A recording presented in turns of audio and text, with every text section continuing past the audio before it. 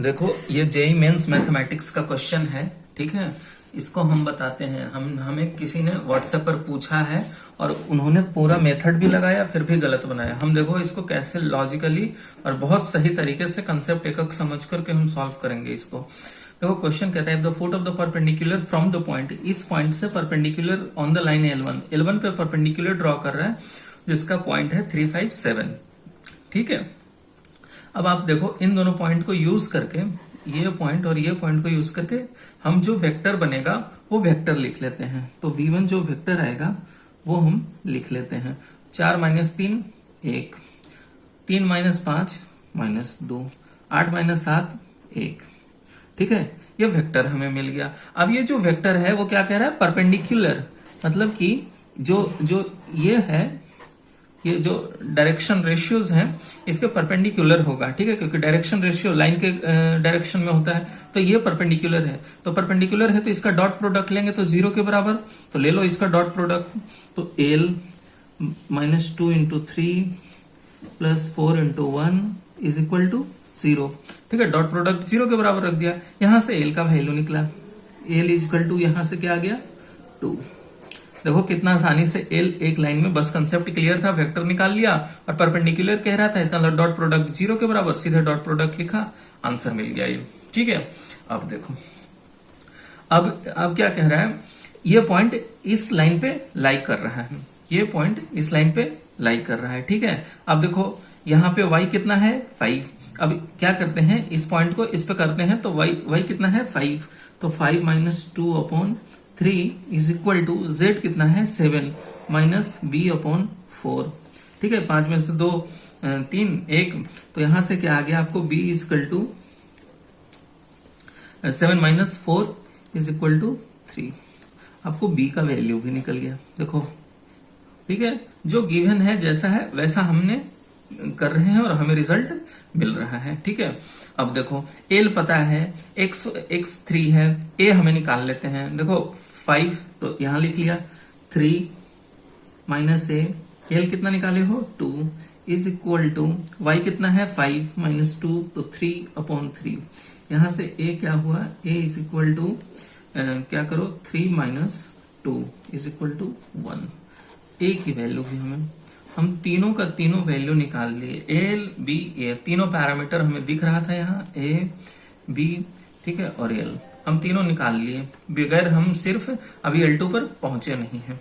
अब देखो shortest distance पूछता है, शॉर्टेस्ट डिस्टेंस हमेशा परपेंडिकुलर डिस्टेंस होता है।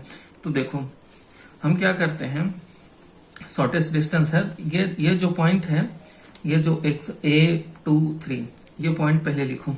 A कितना है 1, ये पॉइंट P1 करो जो कि कितना है 1 2, और B कितना है 3, और इस पर जो लाइन L2 पे पॉइंट है वो क्या है P2, वो कितना है 2 4 5। इन दोनों को मिला के जो वेक्टर आएगा वो वेक्टर हम लिखते हैं V2।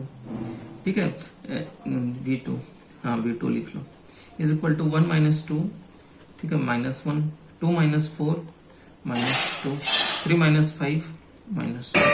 ठीक है, ये हमें वेक्टर मिल गया। ठीक है, ये हमें वेक्टर मिल गया। अब ये वेक्टर हम चाहते हैं कि परपेंडिकुलर, जो दोनों लाइन हो इसका परपेंडिकुलर हो।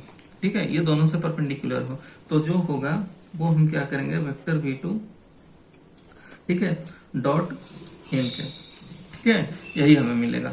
n कैप क्या है, जो इस लाइन से भी परपेंडिकुलर हो, इस लाइन से भी परपेंडिकुलर हो। इस लाइन का डायरेक्शन क्या है L1 का, ये है 1 3 4, ठीक है, और इसका डायरेक्शन रेशियो, और इसका क्या है 3 4 5, इसका है कितना है 1 3 4, और इसका कितना है, सॉरी L है, वो L को हम 1 पढ़ लिए, L2 का है 2 3 4, और इसका डायरेक्शन रेशियो जो है इस डायरेक्शन में कितना है 3 4 5।